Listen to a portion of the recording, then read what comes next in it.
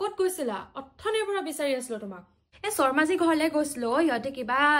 আচাৰ দিবলৈ কৈছিলে সেই আচাৰ অলপ দি থৈ আহিছিলো ঘৰতে বনাইছিলো ৰচোন হেৰিয়ে শৰ্মাজী ল'ৰাটোৱে সুধিছিলে তই কিনো কৰি আছ মই ক'লো সেই কিবা জিঅ' মেগনেটিক নে কিবা এটা তই কৰিলি বুলি মই তাক কৈছিলো জিঅ' মেগনেটিক্স নহয় হেৰো জিঅ' ইনফৰমেটিক্স আৰু তাক ডাইৰেক্ট স্কাইলেণ্ড গুৱাহাটীৰ কথা কৈ দিয়া হ'লে হয় সি ৱেবছাইটত চাৰ্চ কৰি ল'লেহেঁতেন নহ'লে ইনষ্টাগ্ৰাম ইউটিউব কিবা নহয় কিবা ছ'চিয়েল মিডিয়াত আজিকালি চব পায়েই যায় আৰু সি কৰি কি আছে পিছে ন নেজানো দে মই কিবা ক'লে মোক কিবা কণ্টেক্সুৱেল হেৰি কিবা চাকৰি কৰি আছে প্লেনিং নে কিবা আচ্ছা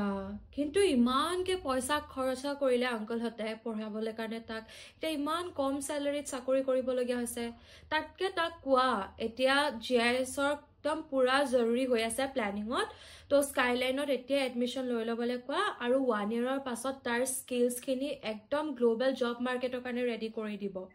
আৰু আপোনালোকেও দেৰি নকৰিব এতিয়া এনৰোল কৰক skyline institute of Jio' informatics গুৱাহাটীত